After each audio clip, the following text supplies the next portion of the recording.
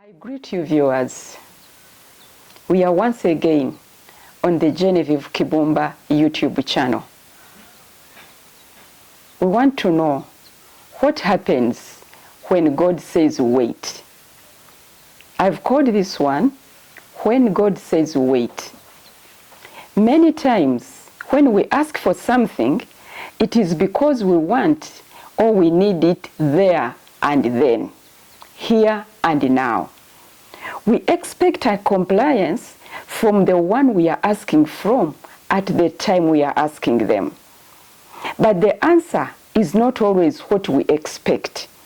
If we are asking from God, there are normally three answers: yes, no, and wait. When God says yes, that settles it, because you get it instantly, there and then.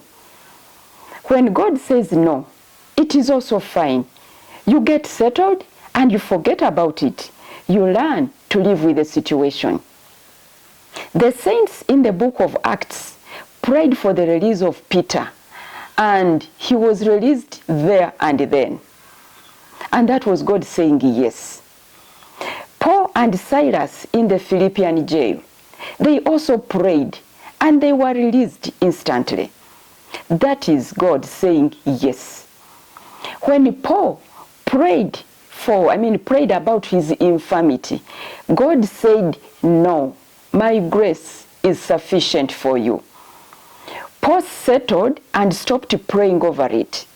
He accepted himself the way he was. But when God says wait, my brother, my sister, that is something else. Abraham prayed for a seed and God said wait. The prayer was made when Abraham was 70 and the answer came at the age of 100. That was quite a waiting. Many of us are still waiting for the answers to their prayers.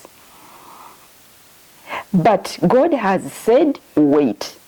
I prayed for a child in the early years of my marriage and God said wait. I waited for 10 years before I got a baby. Those 10 years were quite a period and a full story. The period of waiting is a very tempting time. It is in that time of waiting that many try plan B. Abraham tried plan B with Hagar while waiting for Isaac to be born, and he got Ishmael. Many a person have failed the interview of waiting. There are a lot of whispers while we wait. Many men have married second and third and fourth wives while waiting for their first one to get a baby. Many women have strayed to other men while waiting for their husbands to come. Many children have been born during the waiting time. Such children can as well be called while I was waiting. Many women have married other men because the one that promised them has delayed. When God says wait, it is very hard to wait. While we wait, we feel we must do something meanwhile. It is the time of waiting that causes people to give up on God. They feel God is delaying, so they turn to witchcraft. Others pray to this God, and when they see no results, they switch gods or they switch religions. There are those that would have waited a little longer if they had not been advised by so-called friends to quit waiting. The waiting time is a trying time, but it is worth the while.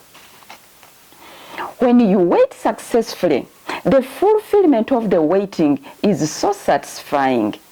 Simeon waited for the consolation of Israel, for the Messiah. God had promised him that he would see the Savior before he died. This man did nothing but to wait. The Bible does not tell us that he jumped from one baby to another, checking whether they were the right baby. He simply waited until he saw the Savior at his dedication.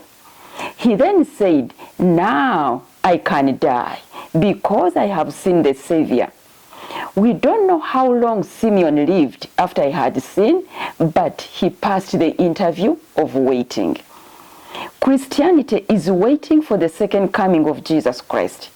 This waiting has delayed so much so that we now have a multiplicity of Christian churches.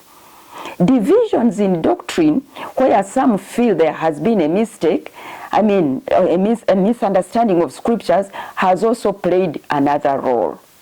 We are still waiting for the Messiah. Someone asked a genuine question.